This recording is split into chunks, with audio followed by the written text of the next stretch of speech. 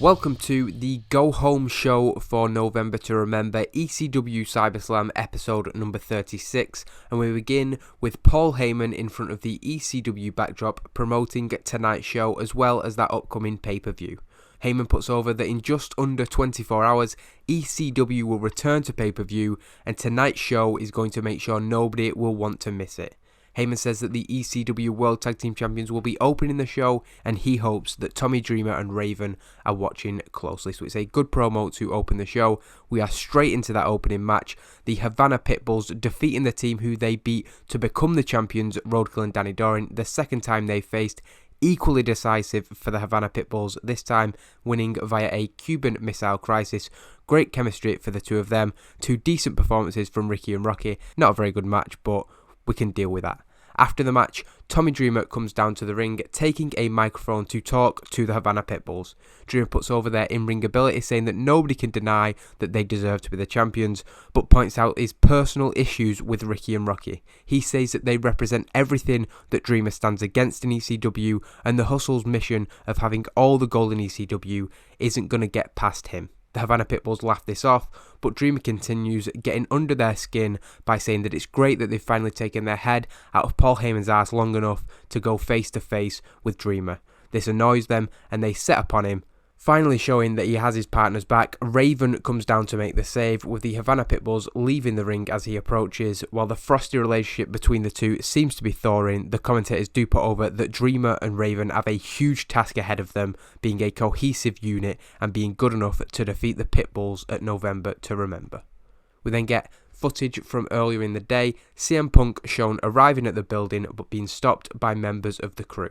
CM Punk couldn't believe what was happening, but was told that he was being sent home for his own safety. CM Punk was warned not to come into the building, as any further injury would jeopardise his match at November to Remember and could cause his title defence to be cancelled and him to forfeit the title.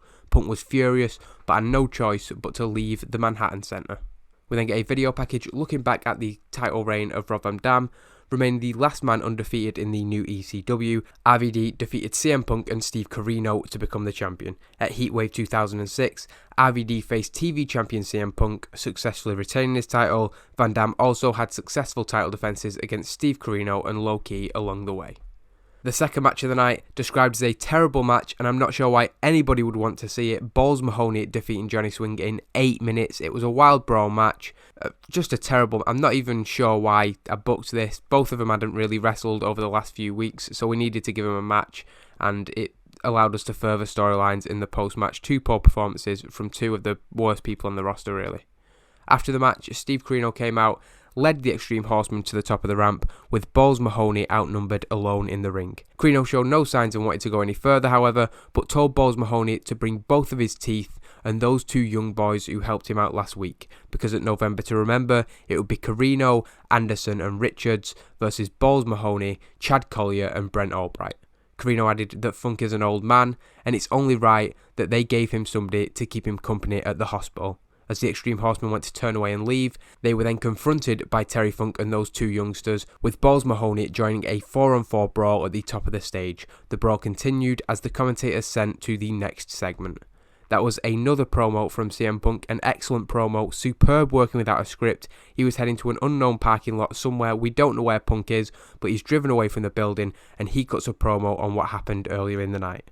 Punk tells viewers that he is driving straight over to the next town, ready for his match at November to Remember. He wants to be there early and he wants to be ready to fight. Punk says that he's had time to think, and maybe it was for the best that he was sent home tonight. He can wait until November to Remember, where anything goes. CM Punk says that there's been 3 months of sneak attacks and post-match beatdowns, and all that bullshit can come to an end tomorrow night, because Rhino finally has to meet him face to face, and there's no time limits, and there's no rules.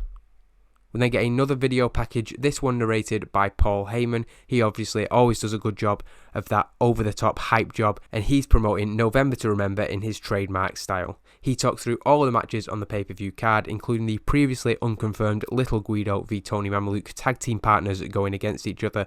The card, of course, also featuring those other matches there. I won't go through them, but they're on screen for anybody who wants to see them. That's the full pay-per-view card. We are then leading into the main event, but the commentators hear of an incident that is taking place in the back, or has taken place. When the cameras get there, Johnny Swinger is seen on the ground, bloody from head to toe. It says I've put Johnny Cashmere. I'm not sure it matters too. It's Johnny Swinger. He's bloody from head to toe. Swinger has been assaulted, and the cameras pan back to reveal Kevin Fertig is stood over him. Shelly Martinez makes out with Fertig over Swinger's lifeless body as Jade, the interviewer, checks on him. Shelly then grabs Jade by the hair, attempting to bite her on the neck, but she manages to escape. It's an okay segment. It was supposed to be Swinger because he'd had a match and then was jumped after. He also has the association with Elijah Burke. Fertig obviously taking out the other two members of Burke's entourage last week. But it can be Cashmere. It doesn't really matter. It's not that consequential of a segment. But somebody gets attacked by Kevin Fertig, and he's ready for the match tomorrow night. The main event sees RVD and Sabu pick up a decisive victory in 9 minutes and 34. The first time that these two teams have faced, which surprised me. Sonny Siaki and Xavier unable to defeat RVD and Sabu. RVD picking up the pin, pinning Siaki with a 5-star frog splash. RVD carrying the match, Sonny Siaki the weak link, no surprises there. A 37 for Siaki. Sabu and Xavier not too different. RVD injuring himself there. I really hope that doesn't keep him out of the pay-per-view tomorrow night, because that would be a disaster. I hope it's something he can work through, but well, that's bad news. After the match, as RVD and Sabu are celebrating their victory, they are attacked from behind by Homicide and Low-Ki, quickly getting in the ring to do what Xavier and Siaki were supposed to do but couldn't. The two sides brawl, but having been in action already and RVD apparently sustaining an injury, they struggle to keep up, Homicide and Low-Ki getting the better of the exchange. RVD is taken down by Homicide with the help of a steel chair, and Sabu is taken down with a stiff kick to the head by Low-Ki. With the champion down, Homicide picks up the ECW world title and raises it in the air, pointing to himself as the future champion of ECW. However, in a surprise show of dissension rarely seen between the top two dogs in the Hustle, Low-Ki grabs the title from Homicide, seeing himself as the more likely next champion. Homicide and Low-Ki then went face to face, the first time they ever had, as CyberSlam went off the air.